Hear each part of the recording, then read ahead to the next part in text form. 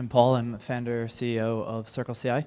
And we make continuous integration and continuous delivery as a service for our customers.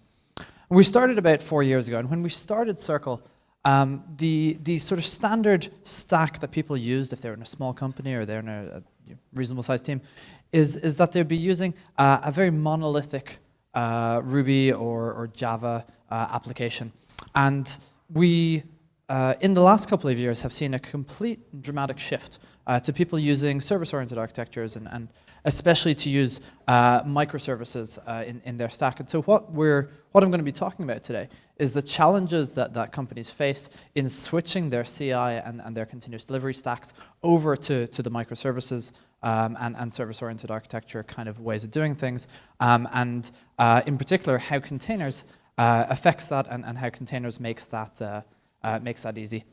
So I'm going to start by talking about the problems that people kind of face when they start their CI/CD in service-oriented architectures. And there's 4 kind of problems. And the first, debugging application problems.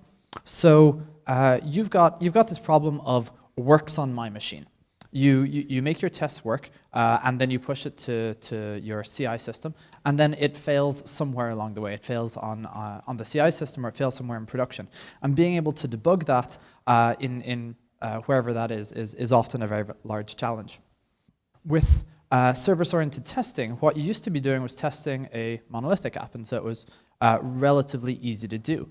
If you had to go against any dependencies that you didn't own, you could get access to some kind of staging, either staging database or staging service, whatever it was, and there were all kinds of problems with that, like multiple people trying to get access to the service at the same time, and that's something that's been a little bit difficult to do, and that can get exacerbated when you're doing service-oriented architectures. With the delivery pipeline, as people try to push artifacts through their delivery pipeline, and they try to deliver artifacts, you end up with this very large problem of developers and what was the ops team when you had 2 teams. One team is pushing the architecture or pushing an image of that architecture, and the other team is pushing a jar or some kind of part of the application as the artifact. And the separation from that team makes it very difficult, and you have that kind of drift between the two. And then the final problem that you have as you move into SOAs is the way that people do deployments and the way that you try to do reliable deployments. So most people, even today, what they're doing when they're restarting with a new service is that they actually shut down the old service, bring up the new service, download that code onto the machine and bring up the new service. And what you get is the drift from how that machine started. So you leave that machine up for weeks or for months, and that eventually you run into some kind of problems because of how it differs from how that machine was when it started. The most common way that people have been affected by this in production is running out of disk space. But there's all kinds of similar problems that have taken large stacks down. And so there's a solution to all these problems involving containers. And containers does a really good job of solving a broad spectrum of these problems. So with debugging, the way that this helps you solve it is that you can, if you have your application containerized and you're pushing your containers through the multiple stages, through your CI, through your staging service, through your production, you can pause those containers as soon as you have a problem. And you can take that paused image and you can bring it down to your local machine and debug the actual problem in the actual environment in which it happened, rather than trying to reproduce it on a similar environment or try to reproduce it in some way. With service-oriented testing, instead of trying to have access to a single staging environment, what you can do is you can take the entire service-oriented thing, containerize all of it, and spin up an entire copy of that environment wherever you want to run your tests, run your staging, even on your local machine, which is something that's been very, very difficult to do in the past. With the delivery pipelines, what people do is, instead of having those the 2 things where you've got your image for your machine and you've got your application artifacts that are separate to that, they're put together very early on, and it's been called pre-baking.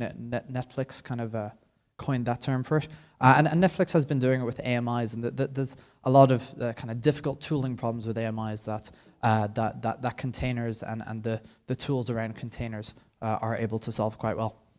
And then with reliable deployment, what containers allow you to do is to have to start up a new machine every time with a brand new container. You could do the same with pre-baked images. It's exactly the same. But what you have is that you never end up reusing any servers. So you always start with a brand new image from a brand new place, or the same place every single time. You're constantly reusing the same code paths, and so you never deviate that far from the original specification, the way that you've been using it in testing.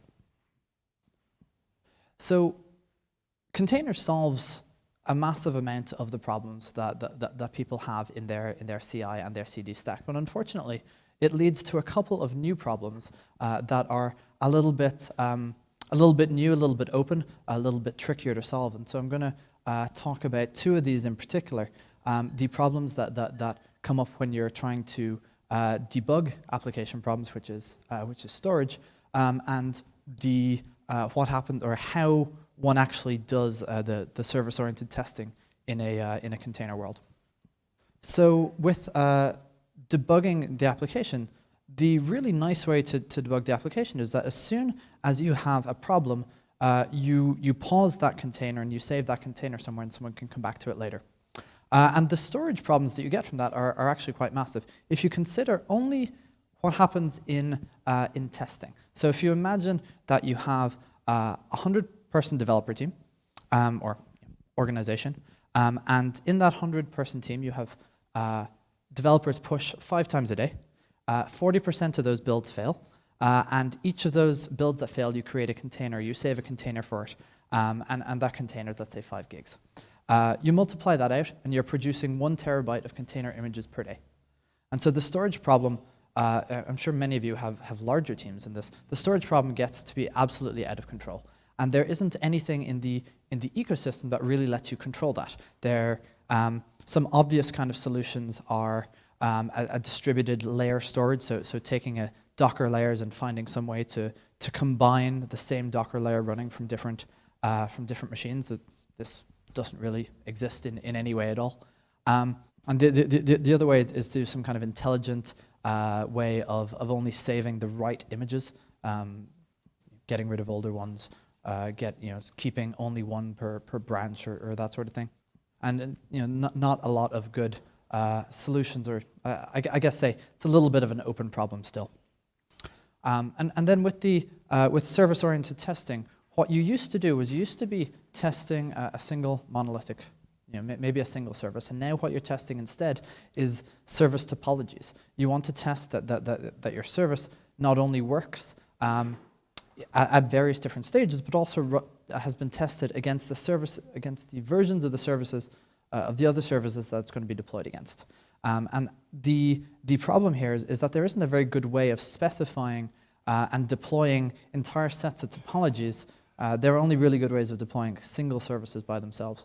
And so we're going to end up problems with how to specify those topologies, and also how to do service discovery of those topologies and figure out what you want to deploy.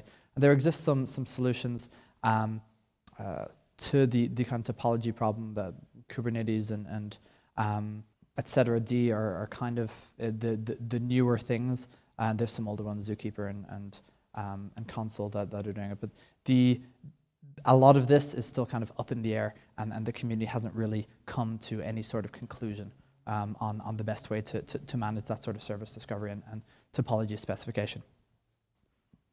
So this is the kind of thing that we're looking at intently right now. We're looking a lot at how containerization affects CI/CD. We've been doing containers for quite a long time at this point, since the very start of CircleCI, which is about 4 years. At this point, I think we've run hundreds of millions of containers, and we're looking a lot at the challenges. We're very interested in people who are looking at these same sort of open problems, who are kind of very early on in the container sort of world, and to help you guys and for you guys to help us figure out what the kind of challenges are around that. So if that's you, come talk to me after. Thanks very much.